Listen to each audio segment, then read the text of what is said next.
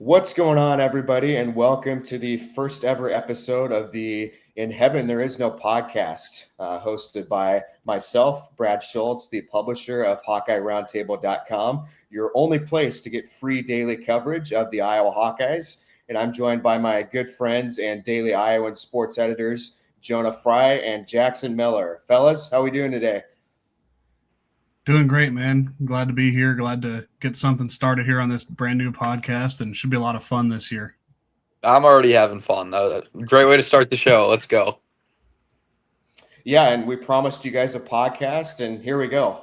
We're all kind of learning as we go here, but you're going to find some valuable insight, hopefully, with this show. And there's a lot to talk to, or to talk about, not talk to. We're not talking to anybody, but I think the first thing that we should start off with today is summer storylines with Iowa football.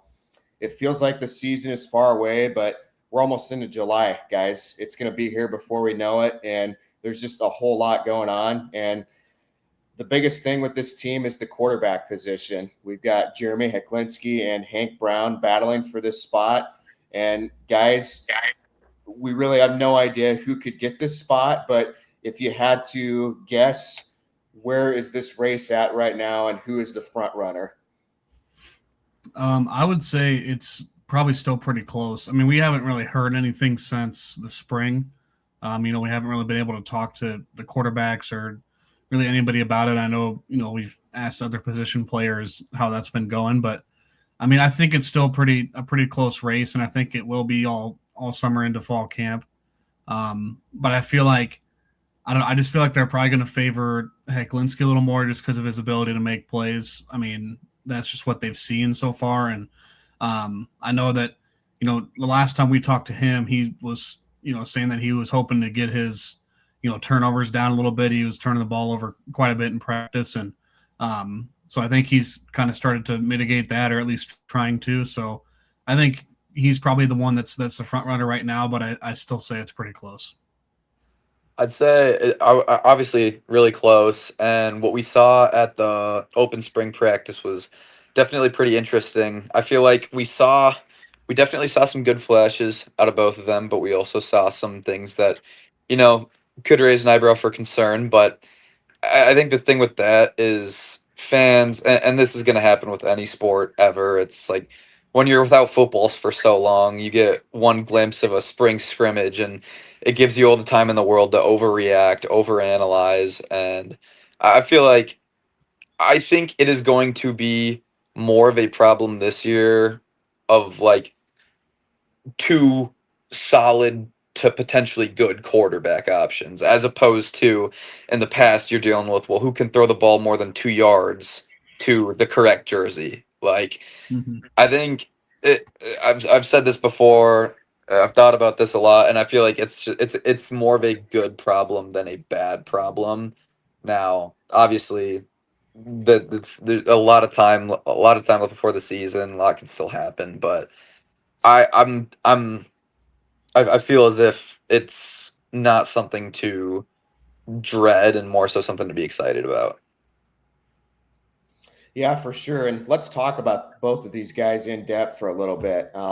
Obviously, Jeremy Heklinski, I would agree with you guys and say he's the front runner because he was the backup last year. And just knowing Kirk Ferentz and how loyal he is to his guys, I think that's going to play a big part in this. We've seen him stay with Spencer Petras, who's the backup, Deacon Hill for far too long. So the point is that he's loyal to his guys, sometimes too loyal, you could say. But I think that's going to play a big part in this. And with Heklinski, he's a gunslinger. That's what he is. He's going to throw the rock, and he's not really going to be afraid to put it into tight windows.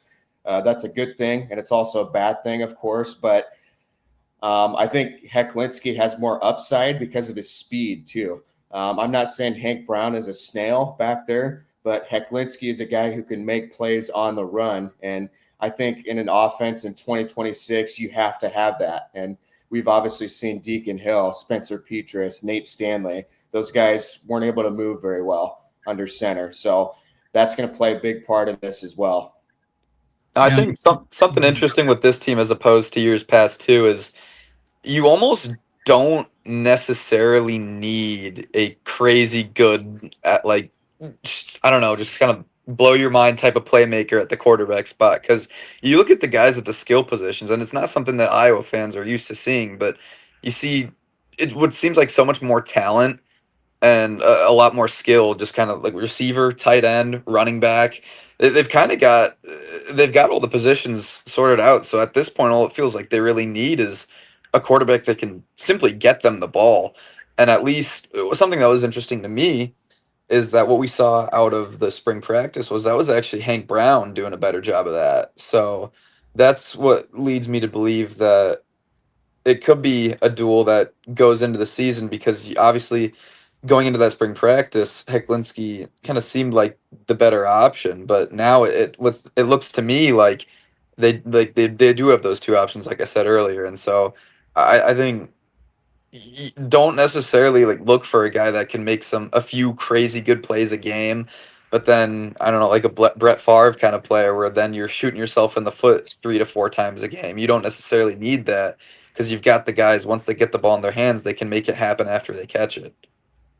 Yeah, and I'd say that going back to what Brad was saying about Heklinski being able to get outside the pocket, I think where he has an advantage there is not only just his ability to maybe escape when things go wrong up front or whatever it may be, but I think also like on design bootleg plays because Iowa loves to run that zone run scheme.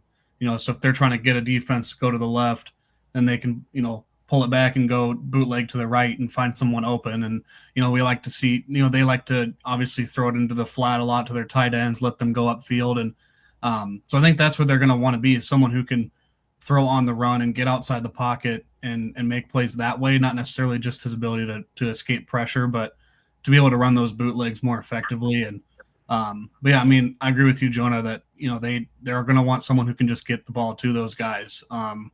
Especially with someone like Tony Diaz, who we've seen, like, there's videos of him making crazy catches in practice. He said in that, that all access video, he's like, yeah, if you throw the ball up, I'm going to come down with it. That's just his mentality. And then you've obviously got Vander Zee on the other side with, his big frame and everything. We saw him make some acrobatic catches last year. So, like you said, Jonah, there's a lot of talent, around those quarterbacks. It's just a matter of who's going to get him the ball and who's going to be, most effective and efficient. Yeah, and switching gears to Hank Brown, the one thing that he has that Heklinski doesn't is Power 4 starting experience. Obviously at Auburn a couple of years ago, I believe it would have been the 24 season, he started 2 or 3 games for Auburn that year. And yes, it was against bad competition, but when you have valuable experience like that as a starter for an SEC team, that could help in a situation like this. And obviously Heklinski does not have that experience coming over from Wake Forest after just one season of not playing there. So that's something I'm keeping an eye on. But I guess, what do you guys think when we talk about Hank Brown? Yeah, I think he's obviously his big thing is he's got a pretty big arm. Like he's got a lively arm. He can get it downfield. But, the other thing is, he's very surgical, I feel like. Like he wants to stand in the pocket and, hit his check downs, get his reads right.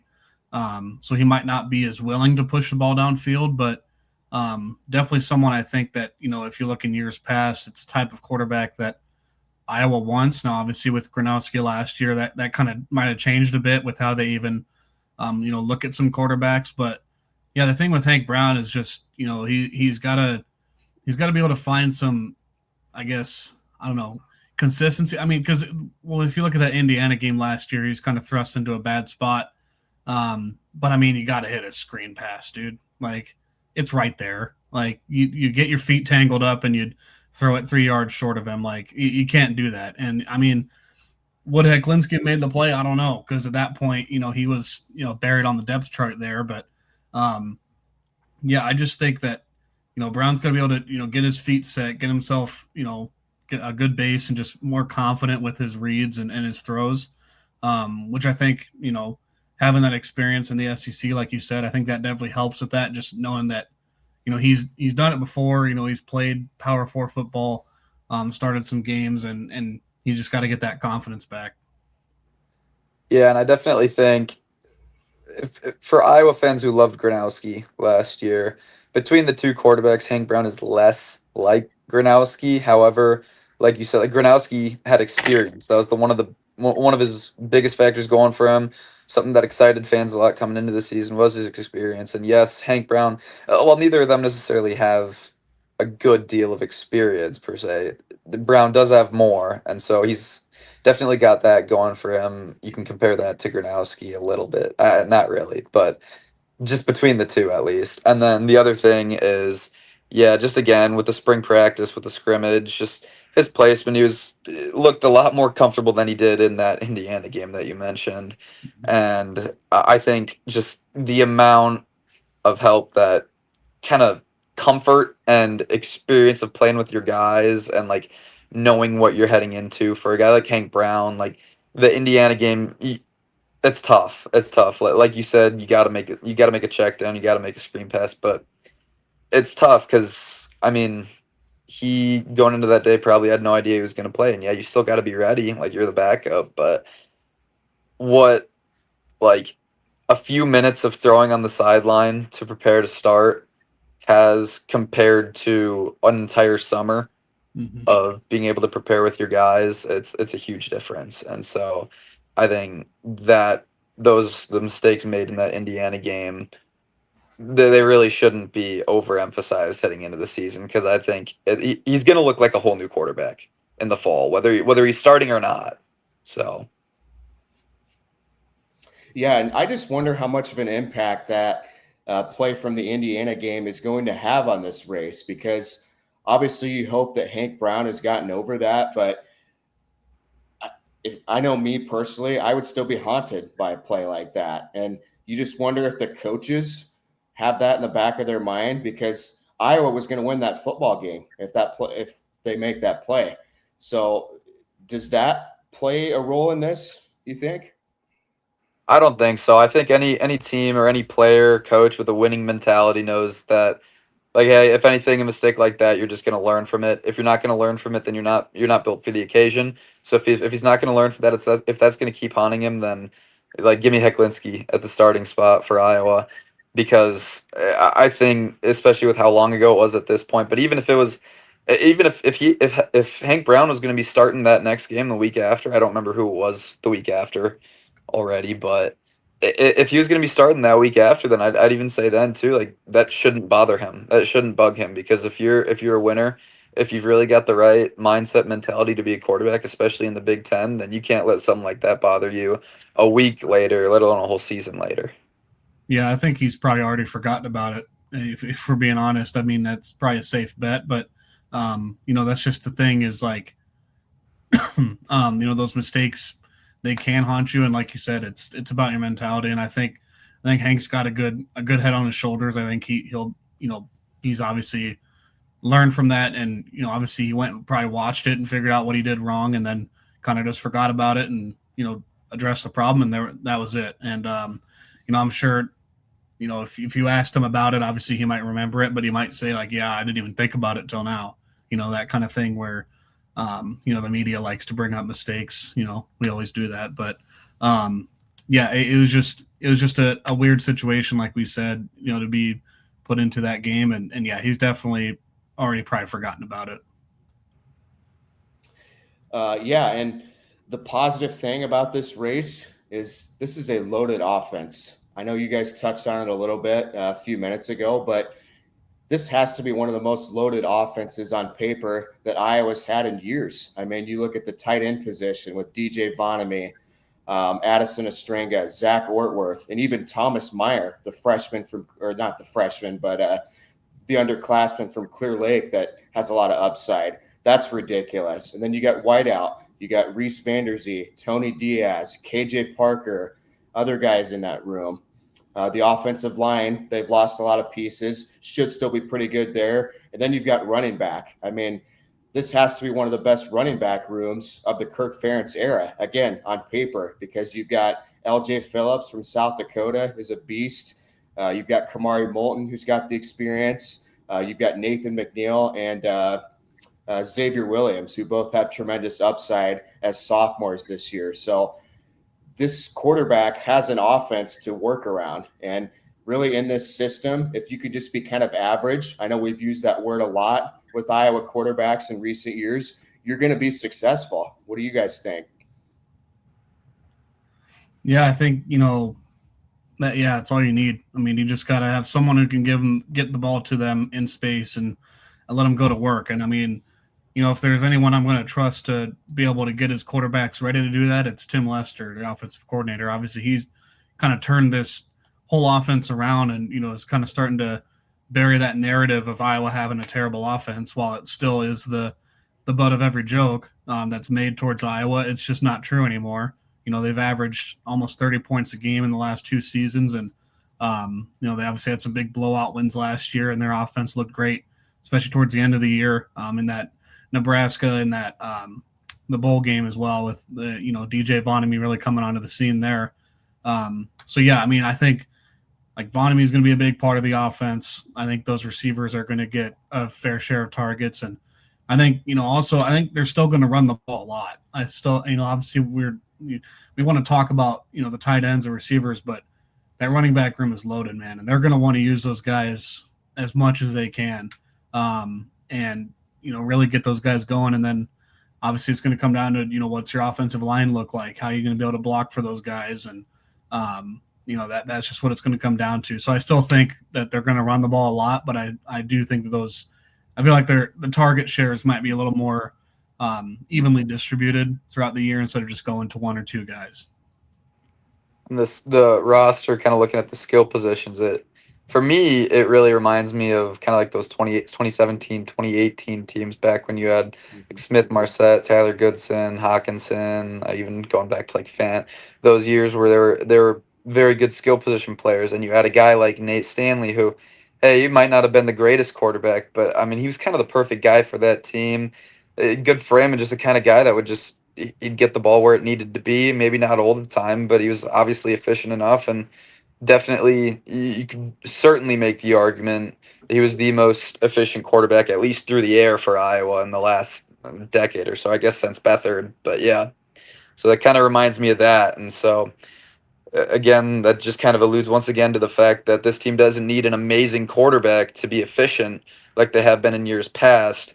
They just need a guy like a Nate Stanley. Like if Nate Stanley was on this team right now, if he had one more year with the Hawkeyes, obviously he's a little older now, but he had one more year with the Hawkeyes, like I could definitely see this team making a push for the playoff. Like that's about what this offense needs. Now, obviously, the defense is a different story. Like obviously, the defense would need to be good too, but you get this offensive roster, a quarterback that can sling it like Nate Stanley did, and that's not saying a crazy amount, but that'd be what I think they would need to get over the hump and make a push for the playoff.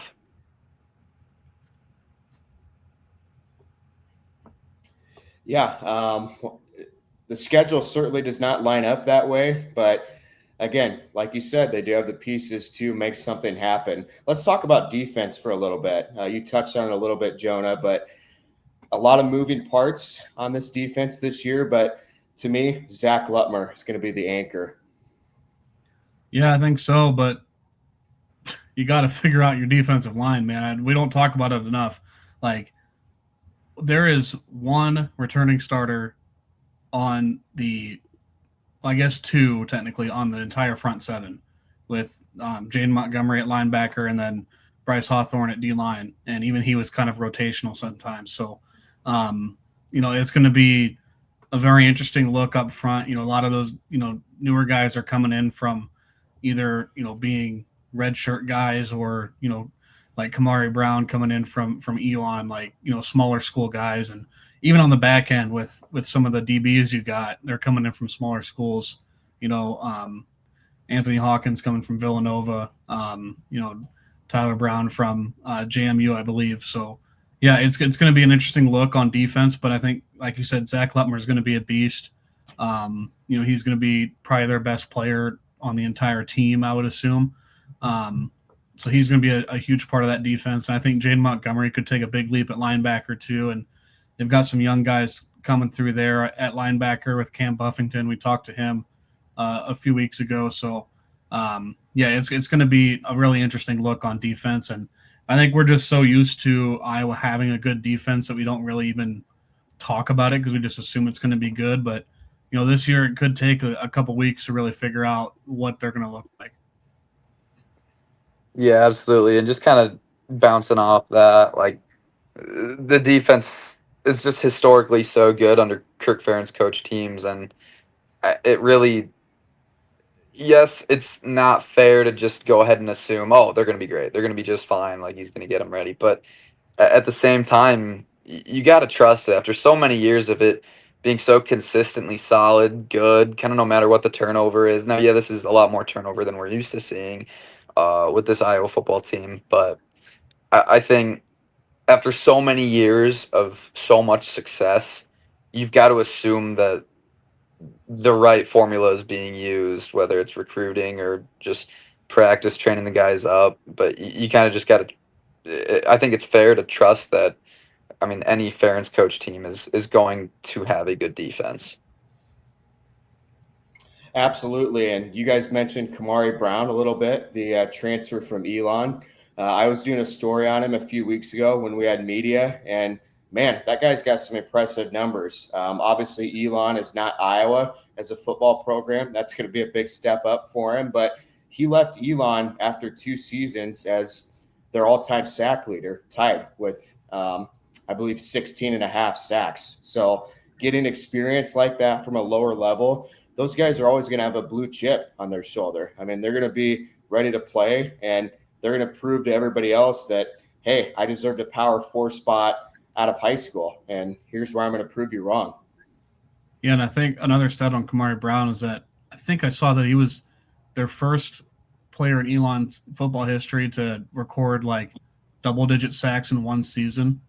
Like he had 12 last year, and another number, he had 16 tackles for loss. So like, that's another big stat too. Is like he's gonna be able to stuff the run. I think his pass rush is really good, and then yeah, I mean he's gonna kind of be the anchor that edge rusher group. Him and Yose Epinesa also might get some run here too. So it's definitely going to be an interesting look up front. I think they're going to have a lot of moving pieces, a lot of rotation on that defensive line, just seeing who can go where. And I think the biggest thing that I'm thinking about when I say like it's going to be different is I think just the way that they attack. I think you might see more blitzes, especially early on in the year, trying to figure out what they can do just to make sure they can get to the quarterback, because that's always kind of been somewhat of an issue with their defense. If you can pick out one thing, is their pass rush hasn't always been great, but they can find ways to get there when they need to. So I think Phil Parker is going to dial something up. He's going to figure it out, and I've got full confidence that he'll be able to make that defense as good as it can be. Absolutely. And another thing that I'm looking at or interested in learning more about is special teams. I feel like nobody's really talking about that much this year. Obviously, you got the quarterbacks, you get questions on the defense, but special teams is brand new this year. Obviously, you got Chris Polizzi coming in as special teams coordinator, and you lose Caden Wheatgen, who won you 2 football games probably last year. So they've got a lot of work to do there to get back up to their standard, and that also includes a new kicker as well. How do you guys see the special teams unit playing out through the summer?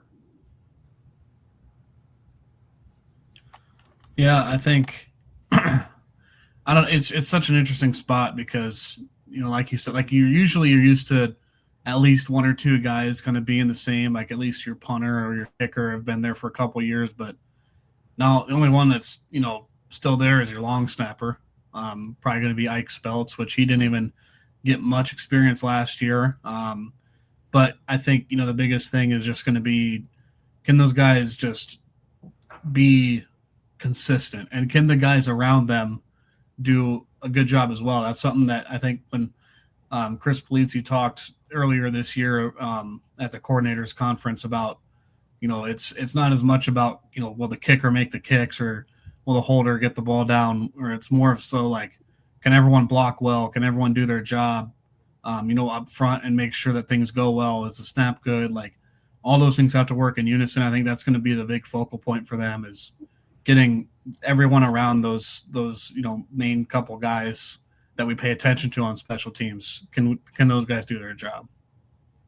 Yeah, and the thing with special teams too. Well, it's the thing with young groups, guys that haven't played with each other much, if not at all. But let alone special teams with that is you're not gonna know what you're gonna get until A, when the season starts, and then even then, there's still gonna be plenty of room for improvement. A lot of improvements being made throughout the season with young guys just kind of getting used to the game, getting used to the pace.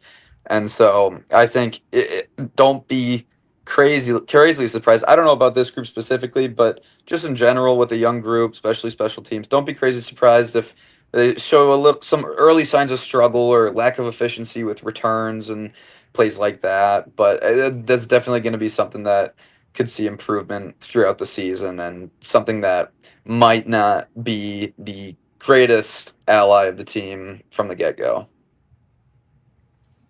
Absolutely. And who knows when we're going to get word on the depth chart. I think Iowa will release. Do they release a preseason depth chart like in early I don't think August? they did last year. I don't think so. I think they just did it before. Yeah, so we're going to have to wait till the Monday before game week to see who could fill these spots. And we might even have to wait till 3:15 on September 5th to see who's going to be under center. So that's going to be interesting to find out. Switching gears toward the schedule. This is a pretty tough schedule compared to what Iowa has had in recent years. I released a ranking of each game on HawkeyeRoundtable.com a few weeks ago. So please be sure to take a look back and read that. But I immediately point to these first three games against Michigan, Ohio State, and Washington. That's the defining stretch of this Iowa season, and it's coming at the worst time.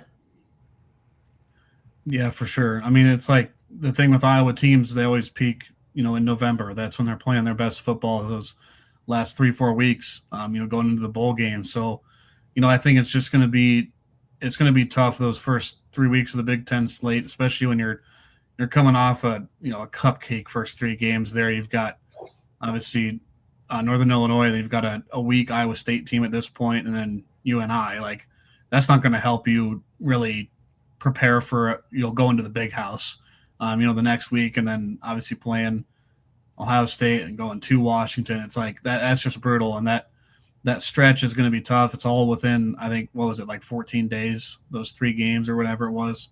Yeah. So it's going to be tough, and it does suck for them, knowing that they normally play their best football late in the year. Like, if this stretch was where Northwestern, Purdue, and Illinois were at, you'd be very confident that they could, get 1, maybe 2 wins out of that. But it'd be the beginning of the year. It's kind of a weird spot.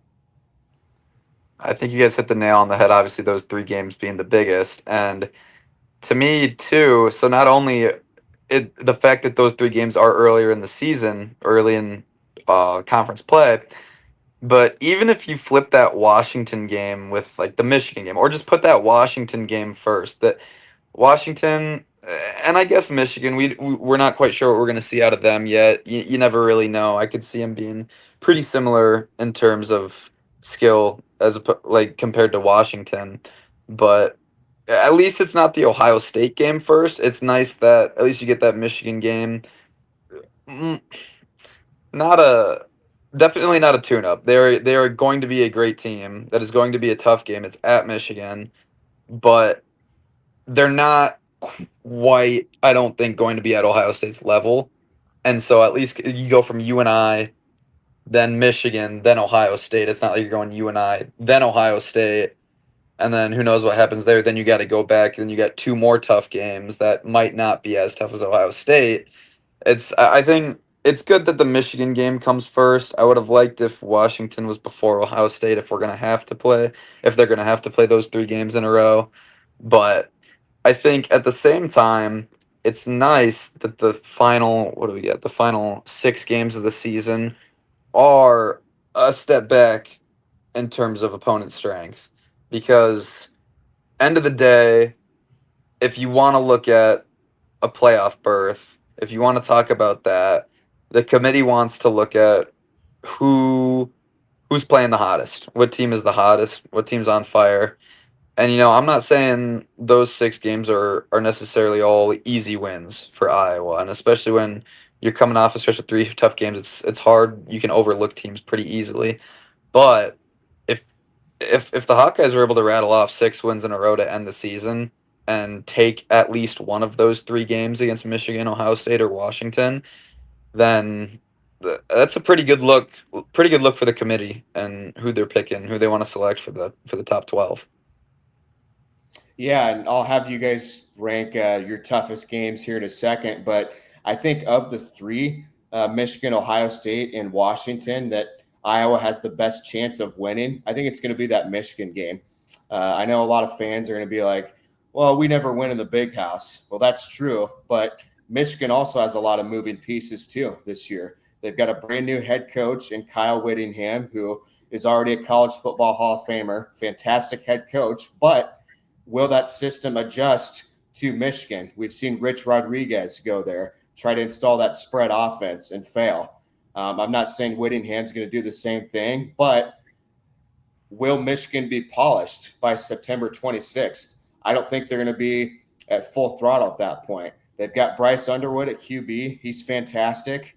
But again, there's so many moving pieces there, and you have that scandal with Sharon Moore still over your head. So what is Michigan going to look like at that point? I'm not sure. And the big house, well, there's over 107,000 people rooting against you. It's not an insanely tough place to play. It's only tough because Michigan is very good. It's not the noisiest atmosphere that you're going to play in. So if Iowa can get some turnovers or build on an early lead, they've got a chance at winning that game. And I just don't see Ohio State and Washington being wins at this point. But that's how I see it. What do you guys think?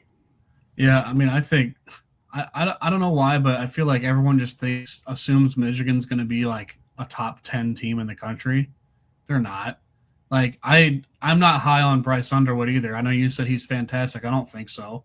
I mean, he hasn't really proven much to me. But yeah, I think that Michigan one's probably your most winnable. And my hot take is that they can win at Washington, just because of obviously with Damon Williams. Obviously, I love him as a player. You know that.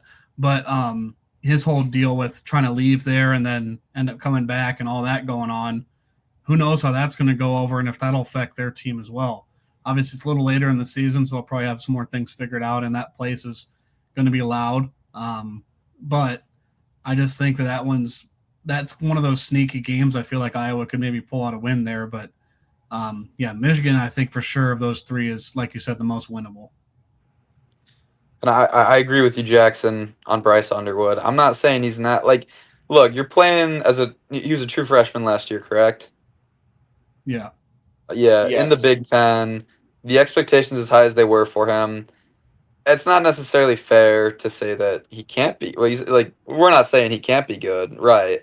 And it's not fair to take last season and think, oh, he's not going to be good. I think he's got potential, but I don't think he's there yet. And so I agree that that's going to be something to keep an eye on, but I don't think it's anything to totally mark off as a loss just yet. And additionally, yeah, like what we're saying with the adjusting to a new head coach. Now, I do think that Whittingham is arguably one of the perfect guys for that job, because when Michigan's been good in the past, there you kind of think of them as a more hard-nosed defensive style team, and that's pretty much what Whittingham built Utah on for so many years. And so I really like that fit for them. However, there can be an adjustment period, especially in college football, just with getting the guys on the roster that you want there, kind of building your style of team. And so be interesting to see how that works. But I think that Michigan is, to me, on a similar level as Washington. Now, I do also think that Washington game is winnable, and it's just going to be really interesting because Iowa really needs to win one of those 3 games. At the end of the day, if they're winning the games that they should be, then the season really revolves around that 14-day stretch. And I think that if they can win at least one of them, then they'll go into mid-October. They'll go into those final 6 games feeling pretty good about where they're at. Yeah, absolutely. And one thing to clarify here on this graphic, it does say that Washington will be on October 10th. As we know, that game will be on a Friday night on October 9th. So keep that in mind.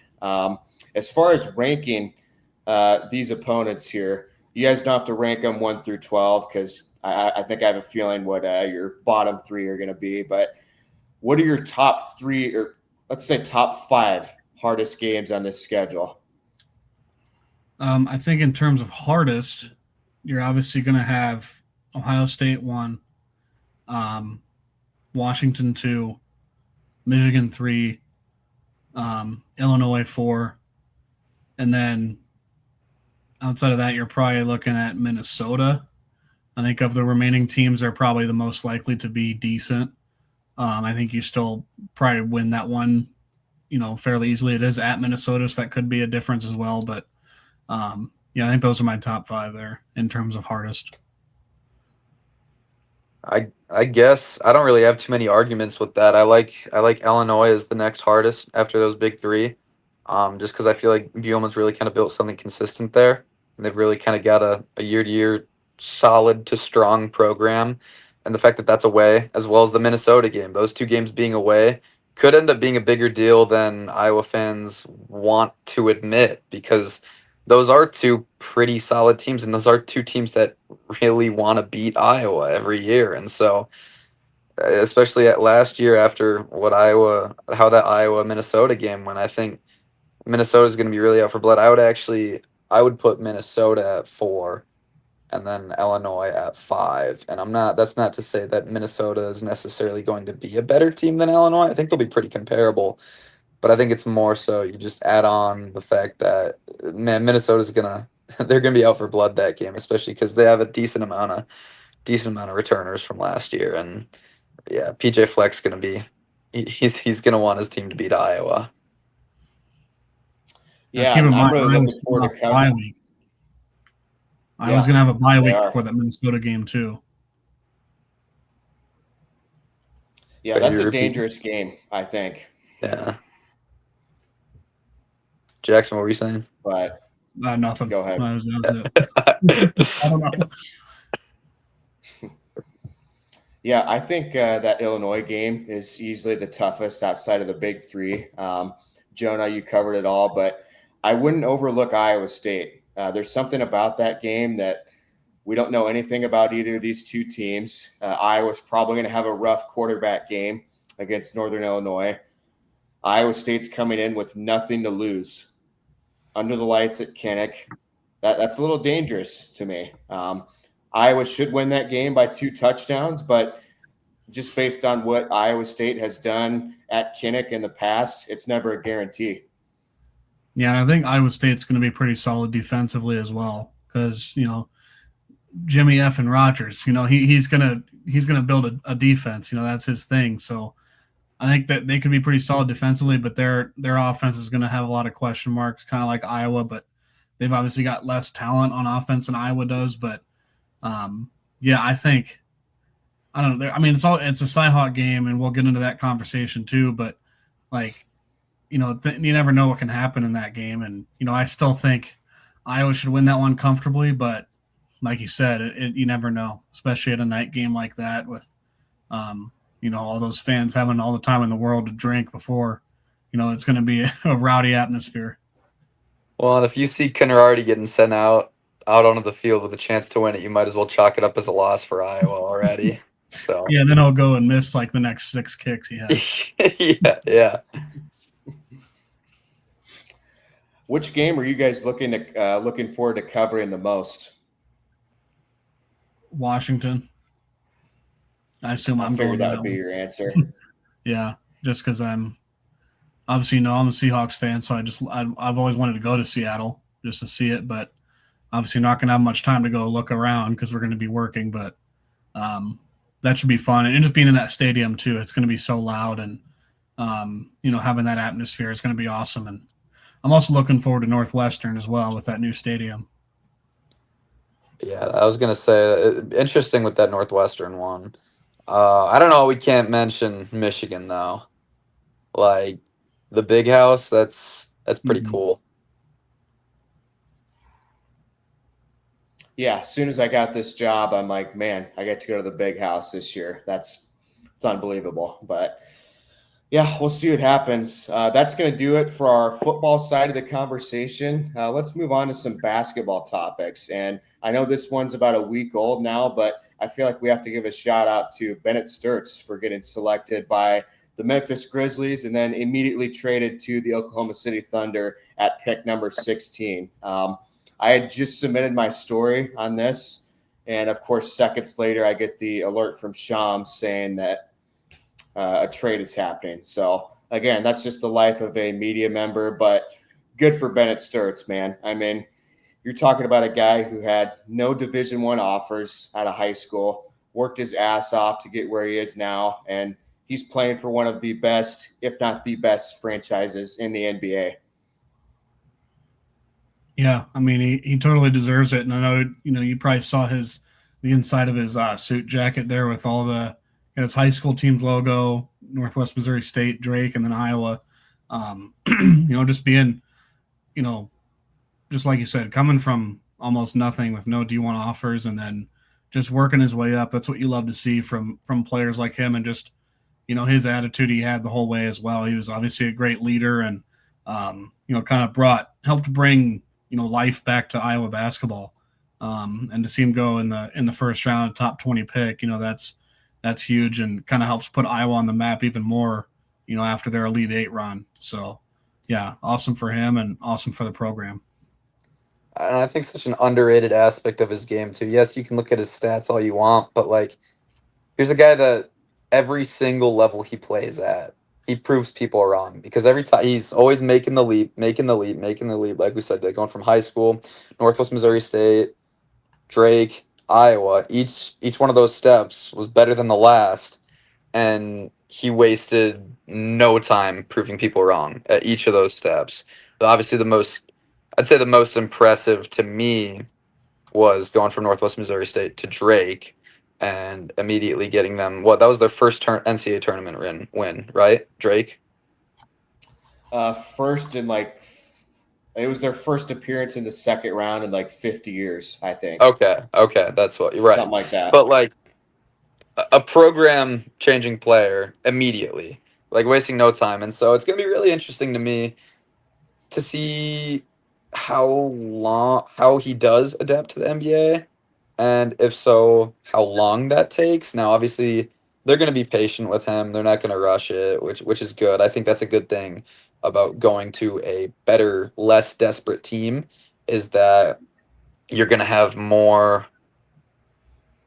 You'd like to trust, especially with how good they are, how good that franchise is, that the development is going to be a lot cleaner for him. They're not going to thrust him into any situations that he's not ready for. They're not going to be forced to ask him to play a position he's not comfortable with. He's got good guys to learn from. And so I think even if he doesn't start, or, well, he's not going to start soon, but even if he doesn't get the most minutes over the next, who knows, 2 to 3 seasons, you'd hope he would in a few, but in his first few seasons in the NBA, if he's not seeing the court too much, it's not necessarily the end of the world. And then who knows, maybe he gets traded at that point, and then he can go be a star somewhere else. We've seen that with plenty of players where they just look like totally new players as soon as they're traded to a new team who may need a player with a little more experience under their belt then after a few years of development. And so I think that's going to be really interesting to follow.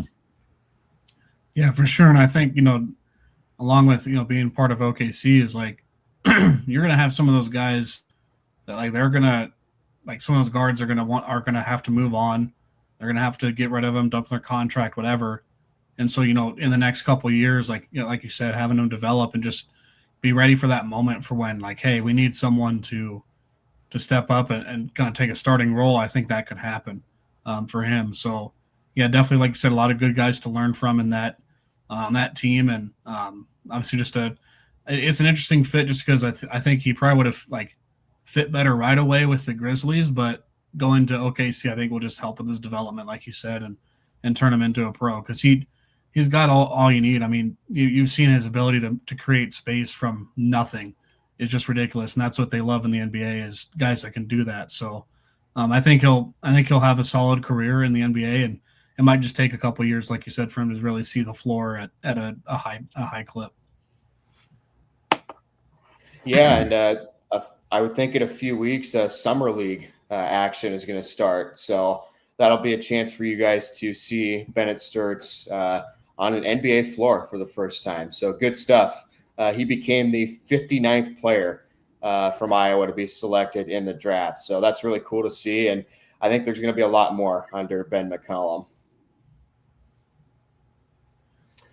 Switching gears toward women's basketball. I know you guys weren't at the media event last week, but shout out to Jan Jensen for opening practice 3 separate times this summer, so we can get a chance to look at this club. And you don't really see that a lot these days, but yeah, we really appreciate the access, and it was good to talk to some of the players and see how things are going and how they're feeling about the upcoming season. So right here is Oklahoma State transfer Amari Whiting. It was good to speak with her and get her inside scoop on what how her transition to Iowa City has been. So really cool there. I know you guys weren't there. Do you have anything to add about women's basketball? Yeah, I think it's just going to be an interesting period of kind of learning who these new players are. There's obviously a couple other transfers and, some incoming freshmen that are going to be, pretty important pieces to this program. And, it's going to be interesting to see, where these pieces fit. Like with Amari Whiting, you don't know, okay, she might not start, but, what she's going to be like off the bench or what kind of skill set is she going to have on this team and what kind of role. And I think the thing is a lot of those girls are open to whatever they need to do. Whatever Jan Jensen needs them to do on the floor, whether that's coming off the bench, playing a position they're not used to playing, and whatever it may be. I think they're going to do a good job of that because they're going to be bought into the program. And Jan Jensen obviously caught a lot of heat during the time that everyone was kind of transferring around and whatever, and thinking they didn't fill a roster spots correctly or whatever, but I think she's going to get this thing figured out and keep them, in a good spot. And I think last year too, the main issue with Iowa was when the offense would stall because of a lack of depth, scoring depth at the guard position, kind of from the perimeter. And obviously we talked about Whiting already, but I mean Carnegie too, out of Georgia. She's a bucket getter. And I think that's going to be a big deal for this Iowa team. I think if she can kind of fit in with this team play style, it's tough when you go from being the first option, like totally top dog at one school, to then, this with Iowa, it's a little different because you're a little more focused on success in the paint, specifically with Hayden. Obviously, like we've seen, it's going to be interesting now without Stulke, but just to see how that works, how she's able to kind of link up, blend in with this offense. I think her and Hayden together could really be something special, especially Chit Chat as well. As I think Chit Chat's gonna be the main distributor of the team. I think it is a pretty well balanced team, but this year is going to be different because instead of having a lack of depth at guard and from the perimeter, that lack of depth is going to come from the paint. And so I think the main question mark now for this year, what we're going to need to see is, can Layla Hayes step up? Can Journey Houston fit into a strong starting 4 potentially? Just because Hayden can't do it by herself. We saw at times when she'd get in foul trouble, especially early on last season, that'd become a big issue, and that was still with Stulke on the team. And so the main thing this season is going to be in the paint and who can step up, fill a 4 role, fill a backup 5 role, to give Ava Hayden some help down there. Yeah, and one of the biggest things that stuck out to me was just how strong the culture is of this team. And it's pretty easy to see that when they're on the floor together during games. But Amari Whiting talked about this a lot. And when you're a new player coming to a new college, this is her 3rd school in 3 years, you need a strong culture to help get you going. And Iowa's got that. I know Taylor Stremlow is her roommate now. They've done a lot of activities together. And also, too, the team has been doing scrimmages outside of practice, just team-only scrimmages with each other. So not only does that help them bond, but it's also a good way to help build chemistry on the floor. So we'll have 2 more of these media availabilities this summer. So excited to see what more comes out of this. Moving on to our encore topic here. If you follow me on X, you probably saw this tweet last week, but I put out according to some, a controversial article saying that Iowa should not play Iowa State every year in football anymore. So before I give the mic to you guys here, I'm going to voice my opinion on this once more. When this gets talked about as an annual rivalry, does Iowa still benefit from playing Iowa State every year? And my answer is no, because Iowa State's just not a good football program historically. Yes, they were okay under Matt Campbell. They were 8-4, whatever, 9-3. But when Iowa played those teams, they still didn't benefit. And I can name only 2 games that Iowa actually benefited from winning, and that was the 21 game in Ames, where that was the top 10 battle that Iowa won. Obviously, Iowa State did win only 7 games that year, but at the time, that was a big beneficial win for Iowa. And then the second one would have been this year, this past season, when Iowa State was 16th in the country and Iowa was unranked. So when you can name only 2 times in recent years that Iowa truly would have benefited from winning a game against your rival, the conversation does come up. Okay, is this beneficial to play every year? And looking ahead here, there's no contract past 2027. So Beth Gatz and Jamie Pollard are going to have to get together either later this year or very early in 2027 to figure out, should we do this annually every year? And with the Big 12 potentially talking about a 10-game conference schedule, I think that would eliminate this rivalry anyway. But again, Iowa doesn't benefit from it, plain and simple. It's great for the state, but in terms of Iowa building a resume for the CFP, it's just not there, and it never will be.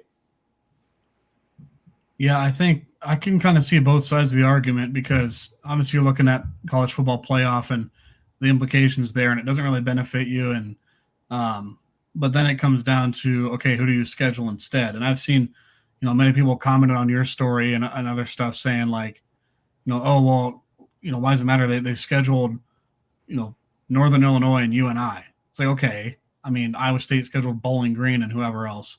It's like, obviously you're going to have a couple you're going to have a couple cupcakes in your schedule, but that third spot there, now that it's open, you can schedule anybody. You can schedule, likely an SEC team. You can maybe even attempt to get Notre Dame in there as a rivalry game. That's a big opportunity to kind of boost your playoff chances. But then again, you've got such a historic rivalry, and it's always a good game every year. And I think it does benefit, obviously, like you said, the state, but I think it can also benefit Iowa when, we've seen those years that they lose to Iowa State. It kind of just feels weird. Like it feels like the rest of the year just feels off sometimes when you lost to Iowa State, especially if it's a team that doesn't end up being very good. Like this past year, obviously they were ranked in that game, but then they just fell off because, people got hurt and everything like that. So, it's going to be, it's kind of a tough spot, to be in there. And I mean, like you said, it would be every 3 to 4 years that they'd play if they don't renew the contract. So you'd still have the rivalry, but you also I feel like a lot of the players and coaches probably want to have this game every year on both sides. See, I disagree with you, Brad. I think for me, one of the best aspects of college sports, specifically college football, it is the rivalry. It's the rivalries. It's the games like the Cy-Hawk game that literally divides the entire state to a point of the genuine hatred sometimes. These 2 teams hate each other. They live in each other's heads rent-free every year. And what better way to settle those debates than to play every year?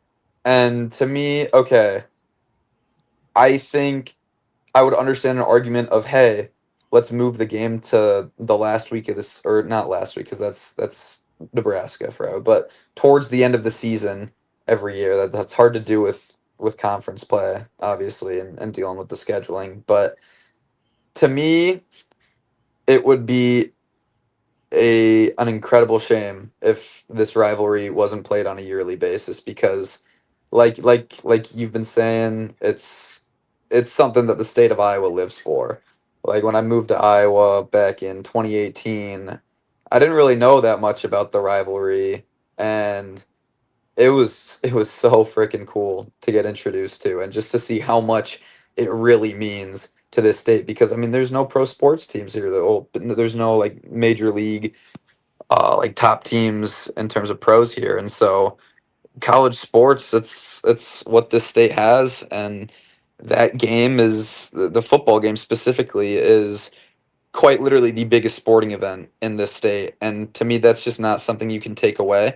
And I think if you're taking that away, then you're encouraging other rivalries to kind of come to a close. Like, and in the past, we've seen like the backyard brawl between, was it Pitt and West Virginia, come to a close. And yeah, they're starting to play again, but stuff like that, like those games are so fun to watch. They're what make the sport entertaining. They make it fun. That just like genuine hatred. And I think it would be not even just for Iowa State, but from a broader perspective, it would start to see the sport head down a bad path, and almost to me a greedy path of only, hey, I want to make the playoff, I'm going to do whatever I can to make it.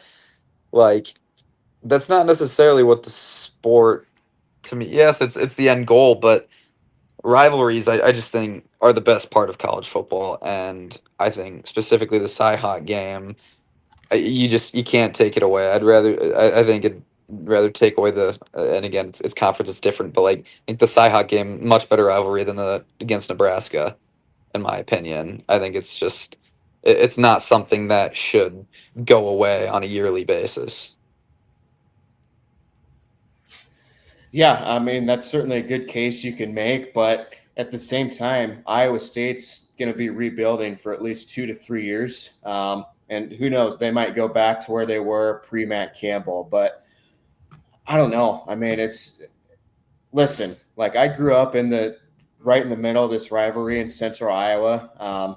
I know how intense it is, but I just really want to see Iowa make a change and play a heavy hitter for once. I know Notre Dame is somebody who I mentioned in the article, and man, that would be a heck of a regional rivalry because you've got established fan bases in Chicago. You're only about 5 hours away from each other to begin with, and that just feels natural. Obviously, that would be difficult to actually make happen, but I just want to see Iowa do something different for a few years. And if it doesn't work, then you could just go back to the annual plan. But I think just while Iowa State rebuilds, you try something new.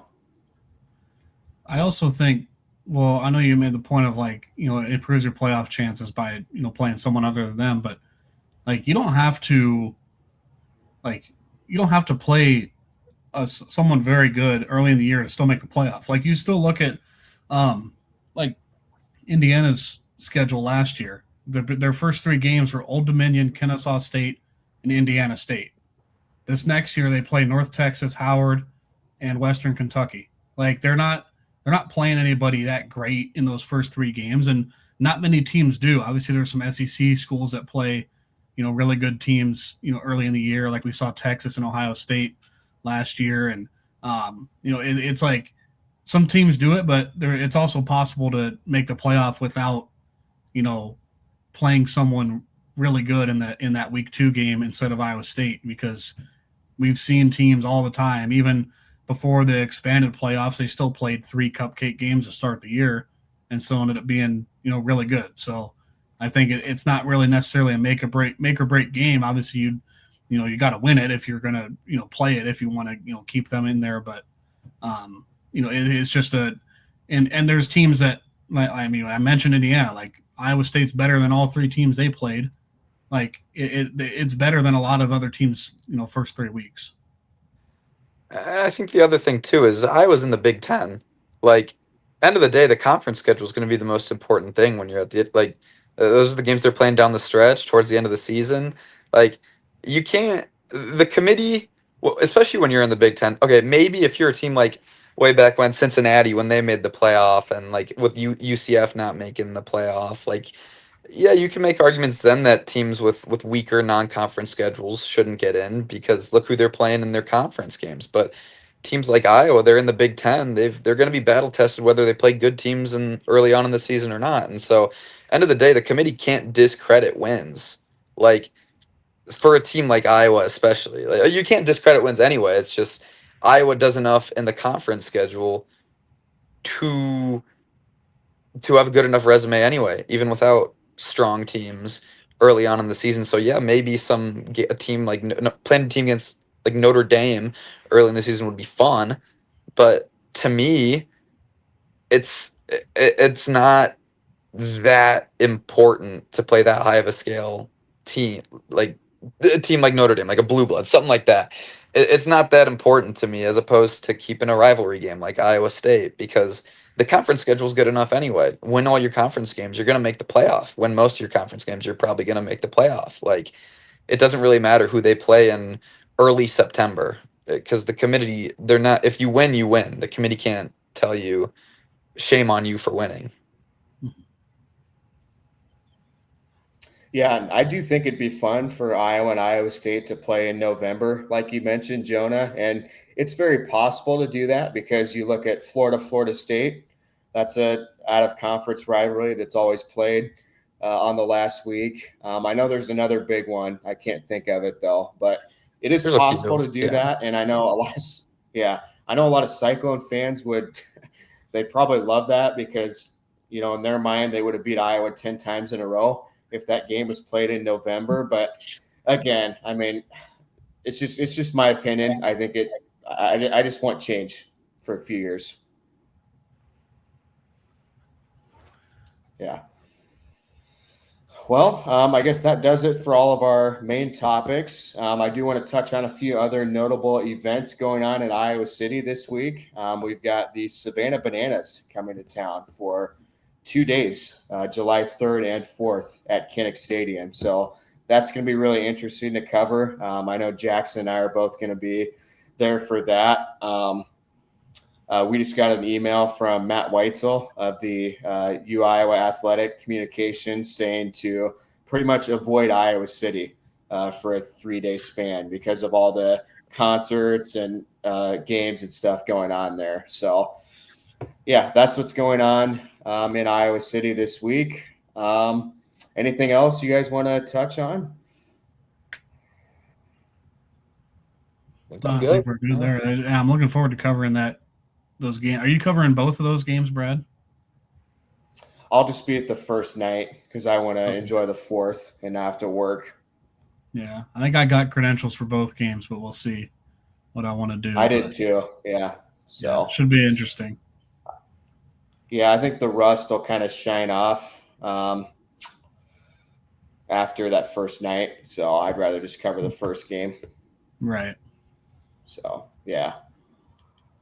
But, yeah, we'll see what happens there. And, yeah, what a fun show this was. Hopefully we can make this a weekly thing once football gets going. But obviously the three of us are going to be pretty busy balancing covering football and school for you guys too. Couldn't be me anymore. But, yeah, thank you guys for listening. Thank you all for listening. I hope you all have a great week. Be sure to tune in our coverage at Hawkeye Roundtable and the Daily Iowan. See ya.